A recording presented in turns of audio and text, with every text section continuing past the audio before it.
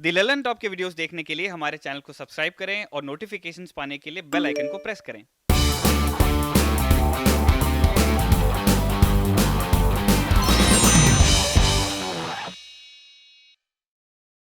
22 अप्रैल 1988 का दिन पाकिस्तान और वेस्टइंडीज के बीच ब्रिजटाउन में बादशाहत का एक बड़ा मुकाबला हो रहा था।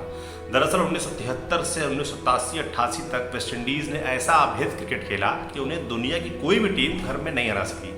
यही वो दौरा था जब पाकिस्तान की टीम क्रिकेट में तेज गेंदबाजों की एक नई फैक्ट्री बनकर उभरी थी। इस मुकाबले को बादशाहत का मुकाबला हम इसलिए भी कह रहे हैं क्योंकि ये वही दौर था जब वेस्टइंडीज के अभेद किले की दीवारें दरकने भी लगी थी, जबकि पाकिस्तान एक नया सूरज बनकर उभर रहा था। 1980 के बाद भारत ने विश्व कप और वर्ल्ड चैंपियनशिप जीतकर अपना लोहा मनवा लिया था। वहीं पाकिस्तान भी इमरान खान, वसीम अकरम, जावेद मियांदाद, अब्दुल कादिर जैसे खिलाड़ियों की खेप तैयार कर रहा था।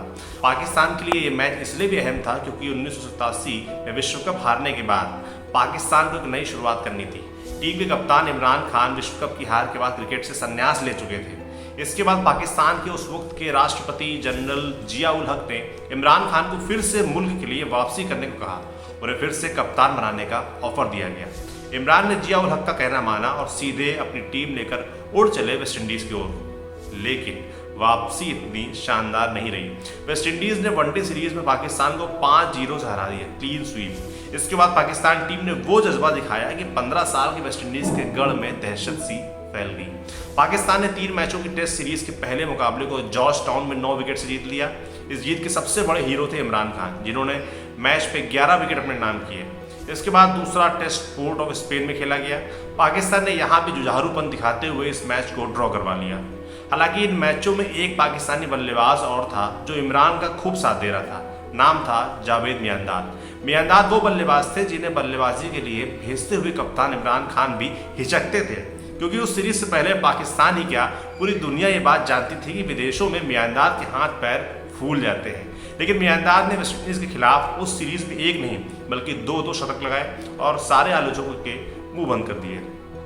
पहले 2 मैचों में पाकिस्तान के बल्लेबाजों ने जो किया वो वेस्टइंडीज के गेंदबाजों के लिए असहनीय था। सीरीज का तीसरा टेस्ट ब्रिजटाउन के किंगस्टन ओवल में खेला गया। इस दिलचस्प मुकाबले में वेस्टइंडीज ने टॉस जीतकर माल्कम बेंजामिन मार्श वाले बॉलिंग से अटैक करवाना शुरू किया। रमीज राजा ने उस मैच को याद करते हुए बताया, उन्होंने हमें डराने के लिए कहा था कि वो हरी पिच तैयार करेंगे। जब हम वहां पहुंचे तो पिच पूरी तरह से हरी थी। हम खेलने उतरे तो मार्शल ने सीधे मेरे सिर पर 2 तेज बाउंसर मारी। हम भी उस मैच में डिफेंस करने के मूड में नहीं थे। फिर मैंने और शोएब ने अपने शॉट्स खेले। पाकिस्तान इस मैच में कुछ अलग करने के इरादे से उतरा था। उसमें रमीज राजा, शोएब मोहम्मद, आमिर मलिक और सनीफ यूसुफ के छोटे छोटे स्कोर से 309 रन टीम ने बना दिए। अब पाकिस्तान के लिए सारा काम इमरान, वसीम अकरम और कादिर पर था। उन्होंने वेस्टइंडीज के बैटिंग लाइन को 306 रनों पर रोक दिया।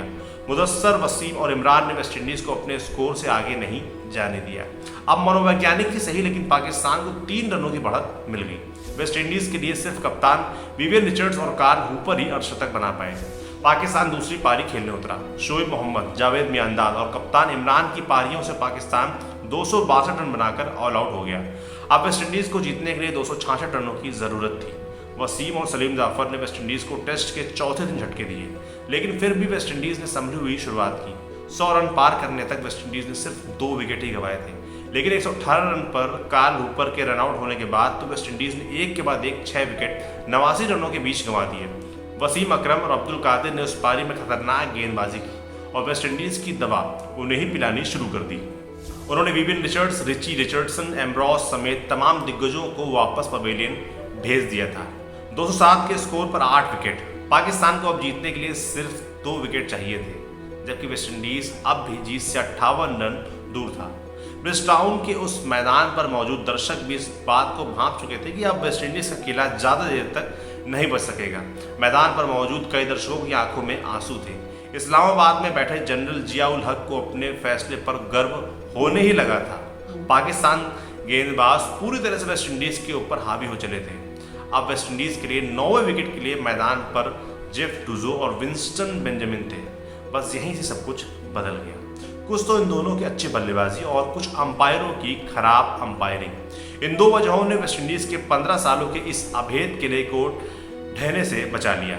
सीरीज 1-1 के ड्रॉ पर खत्म हुई। अब्दुल कादिर बताते हैं कि अगर खराब अंपायरिंग नहीं होती तो मैच हमारा था। मैच के आखिर में अंपायर बेवजह मेरी गेंदों को नो बॉल दिए जा रहे थे, जिससे कि बेंजामिन बड़े शॉट्स खेल सकें। इन सारी चीज़ों के बीच अब्दुल कादिर इतना भड़क गए कि बाउंड्री लाइन पर उन्होंने एक दर्शक के मुंह पर मुक्का तक जड़ दिया, जिसके बाद उन्हें हरजाने के तौर पर उस शख्स को $1000 भी देने पड़े। वेस्टइंडीज़ के लिए भी ये जीत कितनी अहम थी, ये बात विवियन रिचर्ड्स के आंसू बता रहे थे। जी हाँ, वेस्टइंडीज़ के लिए आखिरी पलों की उस जीत के हीरो विंस्टन बेंजामिन ने बताया कि उस जीत के बाद वेस्टइंडीज़ के दिग्गज विवियन रिचर्ड्स ड्रेसिंग रूम में रोने लगे। तब जाकर उन्हें एहसास हुआ कि वो मैच, वो जीत और क्रिकेट उनके और वेस्टइंडीज़ क्रिकेट के लिए कितने मायने रखते थे। उस सीरीज में ना पाकिस्तान जीता ना ही वेस्टइंडीज़, लेकिन फिर भी एक शानदार क्रिकेट दुनिया को देखने के लिए मिला। उस सीरीज में वेस्टइंडीज़ ने अपना सम्मान बचाया और पाकिस्तान ने सम्मान बनाया। आपके लिए किस्सा लिखा था हमारे साथी विपिन ने। देखते रहिए दी ललन टॉक। शुक्रिया।